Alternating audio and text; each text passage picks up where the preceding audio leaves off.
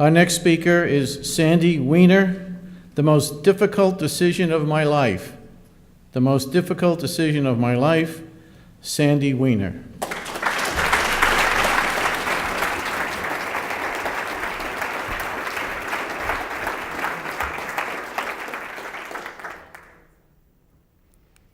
What would you do if you heard these words?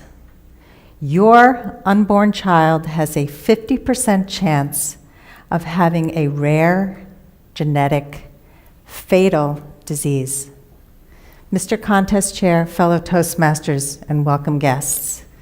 20 years ago, I was faced with the most difficult decision of my life. I was 3 months pregnant with my 4th child, waiting for the results of my prenatal testing.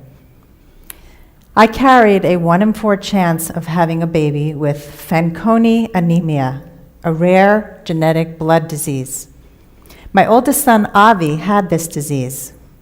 In the first 2 years of his life, he had 17 surgeries to correct many of his birth defects. But in spite of all of his pain and suffering, he was a sweet, happy, funny child. For his 4th birthday, we had a whoopee cushion party. He went around the room from whoopee cushion to whoopee cushion, laughing hysterically at the sound.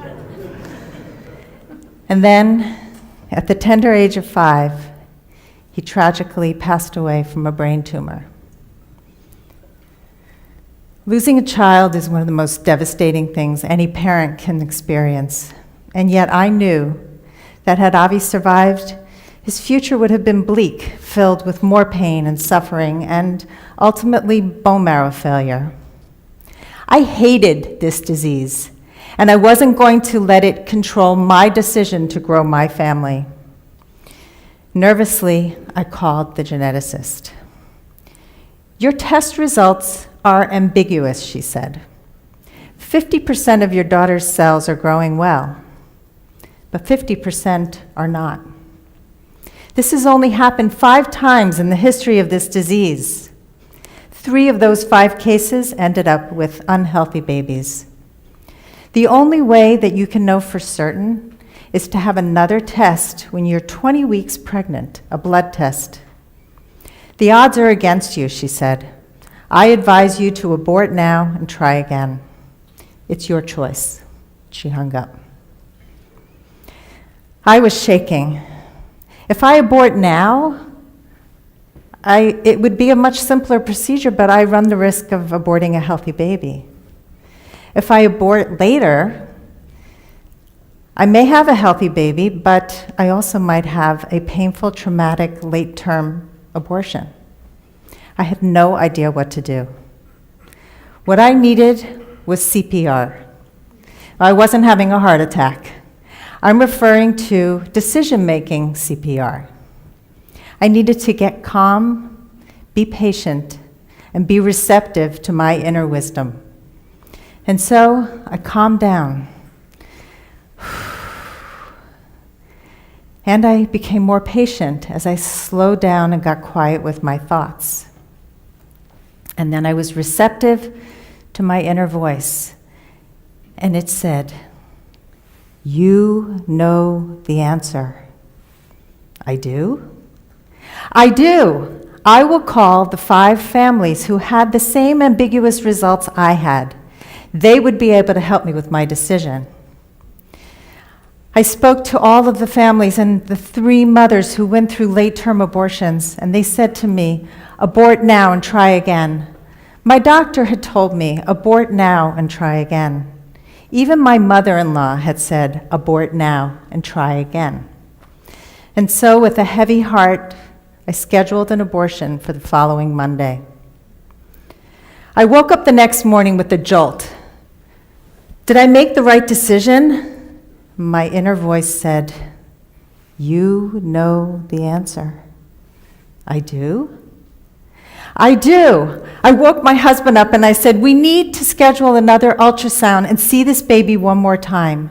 Maybe we will see birth defects like the ones Avi had. That will be the proof we need that we're making the right choice." We scheduled the ultrasound, and the next day we drove through pouring rain to get to the hospital. Our moods were as dark as the sky that day, and the ultrasound showed a perfectly formed fetus with no birth defects. That must be a sign that she's healthy, right? Unfortunately, it wasn't. Many babies with Fanconi anemia are born without any visible birth defects, and they develop bone marrow failure later in life. This was not the proof I was hoping for. We went outside the hospital to discuss our next steps when suddenly the rain stopped. The clouds parted, and the sun burst through the sky. "This is a sign," I gasped. I know in my heart that we have to cancel the abortion and wait. Our decision to abort early was made out of fear. Fear for my emotional pain and physical pain that I'd feel if I waited and had a late-term abortion. The decision to wait was made out of love. Love for my unborn child. And then the waiting began. 6 long weeks. And finally, the day came for the second test. In 3 days, we would know our answer. On the third day, as we waited for the doctor to call, I was frightened, but I knew in my heart that I had made the right choice. And then the phone rang. "The results are in," she said. "Your baby is healthy."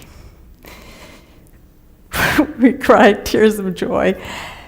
And 5 months later, our beautiful daughter, Sarah Melanie, was born. The next time you're faced with a difficult decision, practice your CPR. Be calm. Be patient. And most of all, listen to your inner wisdom. Because when you tune into your inner voice, you will make the right choice. And it will be a choice that you can live with, because it will stem from your truth. Mr. Contest Chair.